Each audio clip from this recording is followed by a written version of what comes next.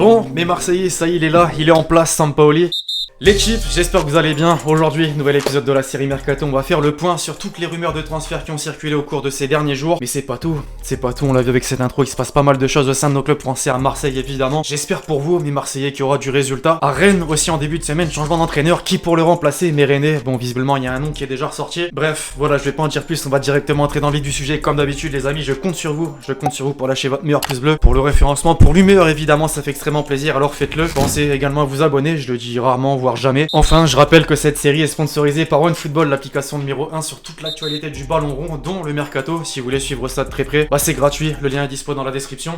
On entre dans le vif du sujet, désormais l'équipe en France pour commencer aujourd'hui avec l'Olympique de Marseille. Impossible les amis de ne pas en parler. Il y a eu beaucoup de changements au sein de la hiérarchie du club récemment. McCourt a décidé d'écarter Hérault de ses fonctions, notamment après un ras-le-bol total des supporters. Longoria, qui était alors directeur sportif depuis juillet 2020, a été nommé président et un nouvel entraîneur, Sampaoli, a débarqué hier d'ailleurs à Marseille. L'Argentin s'est engagé jusqu'en 2023 et a été choisi pour sa personnalité, son style qui vont dans la direction du futur que veut construire le club, pour reprendre les propos de Longoria. Maintenant qu'il est là, place au travail, il aura fort à faire d'ici la fin de la saison, mais aussi pour le prochain mercato. D'ailleurs, à peine arrivé que les rumeurs commencent, à en croire la chaîne argentine TIC-Sport, l'ancien sélectionneur du Chili ferait de Vidal une priorité de recrutement à l'OM. On en parlait dans la dernière vidéo, néanmoins ça reste une info à prendre avec des pincettes. Le joueur de l'Inter a encore un an de contrat et son salaire, je le rappelle, est estimé à 6,5 millions d'euros, soit plus que Strootman qui touchait 6 millions avant de partir. Au PSG, désormais dans le dernier épisode de la série, on évoquait la rumeur Harry Kane qui, en cas de départ d'Unai ou d'Mbappé, faisait figure de priorité pour Pochettino l'été prochain. L'entraîneur argentin aurait gardé le contact avec son ancien joueur et serait prêt à saisir l'opportunité, surtout si Tottenham ne se qualifie pas pour la prochaine Ligue des Champions, aux yeux de la presse anglaise du moins. Mais voilà, depuis la situation a évolué, Leonardo serait pleinement focalisé sur les prolongations de ces deux joueurs et le Télégraphe, un sérieux média anglais, explique que l'attaquant va rester dans son club la saison prochaine. Du coup, une autre piste figure dans les plans du directeur sportif parisien et c'est Agüero. Le buteur argentin sera libre en juin prochain et semble être une option sérieuse, mais attention, d'autres clubs sont déjà dans la course. Le Barça, l'Atlético, l'Inter et la Juve sont intéressés. Pour revenir dans la capitale, Nasser prend désormais les choses en main pour Alaba. Il y a quelques jours, l'Autrichien confirmait en conférence de presse qu'il ne prolongerait pas son contrat avec le Bayern et sera donc libre cet été. Une info qui n'a évidemment pas échappé à de nombreux grands clubs européens tels que le Real, qui semblait jusque-là favori dans le dossier, le Barça, les deux Manchester, Liverpool et donc le dernier champion de France. Selon Sport Bild, les dirigeants parisiens ont fait savoir à l'agent du joueur, Pini Zahavi, qu'ils étaient disposés à répondre à ses exigences salariales. On parle de 20 millions d'euros annuels, une somme justement qui freine les autres prétendants. Le quotidien espagnol AS, lui, ajoute que le président en personne se serait entretenu avec le défenseur de 28 ans. Reste donc à connaître le choix du joueur qui, aux dernières nouvelles, privilégie l'Espagne. Justement, ça tombe bien, on fait la transition au Real. Dans ce même secteur, il devrait y avoir beaucoup de changements la saison prochaine. Plusieurs dossiers n'ont pas été réglés, celui de Ramos. D'abord, le capitaine du club espagnol n'a pas encore prolongé son contrat qui prendra fin en juin. Il est actuellement libre de négocier avec qui il le souhaite, même si encore le patron de AS, les relations se sont améliorées avec Florentino Pérez, affaire donc à suivre. Et celui de Varane, ensuite, la presse espagnole révélait ce week-end que le Real pourrait laisser filer son défenseur central l'été prochain si une offre concrète était formulée. On parle d'au minimum 70 millions d'euros. Aujourd'hui, la presse anglaise a fait part de cette information selon laquelle Manchester United se serait positionné pour le français. Pourquoi pas? Chez l'éternel rival, ce serait bouclé pour Eric Garcia. En fin de contrat avec Manchester City, le défenseur espagnol va quitter le club anglais cet été. Formé par le Barça qu'il a quitté à l'été 2017, le joueur de 20 ans va y retourner et signer jusqu'en 2026. Pep Guardiola d'ailleurs a confirmé l'info en conf ce lundi, je cite: il va jouer au Barça parce qu'il est un super joueur. Les Citizens, justement de leur côté, devraient encore investir lors du prochain mercato, notamment pour trouver le successeur d'Agüero. À en croire le Mirror, les dirigeants du club anglais sont prêts à faire des folies. Deux grands noms sont évoqués, Messi d'abord qui arrivera en fin de contrat en juin si le nouveau président ne parvient pas à le convaincre de rester, et Haaland ensuite qui est déjà la piste numéro 1 de Pep Guardiola. Dortmund réclame pas moins de 110 millions d'euros, une somme qui ne ferait pas peur malgré la crise sanitaire. Sport Bild ajoute même que le joueur n'est pas insensible à cet intérêt, mais de même pour le Real qui prépare l'après Benzema. On se dirige visiblement vers un feuilleton, surtout si les jaunes et noirs ne se qualifient pas pour la prochaine Ligue des Champions. Puis c'est officiel, c'était la vraie info de ce début de semaine, Julien Stéphan n'est plus l'entraîneur du Stade Rennais. Après 8 ans passés au club, dont 2 à la tête de l'équipe première, les derniers mauvais résultats ont eu raison de lui, il a décidé de quitter le club. Alors qui désormais pour le remplacer? Aux dernières nouvelles, c'est Bruno Genesio qui devrait prendre le relais. Selon le journal L'Équipe, l'ancien coach de l'OL est sur le point de signer jusqu'en 2024. Mais René, au passage, c'est un bon choix d'après vous, sachant que d'autres noms ont circulé depuis lundi,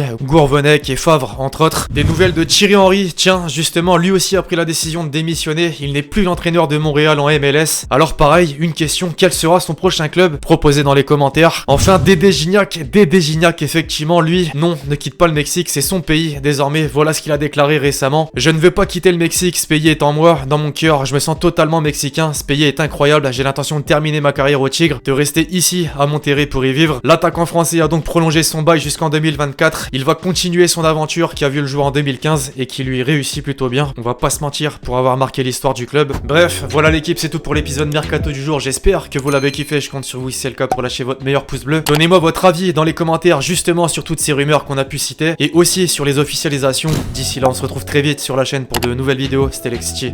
Ciao.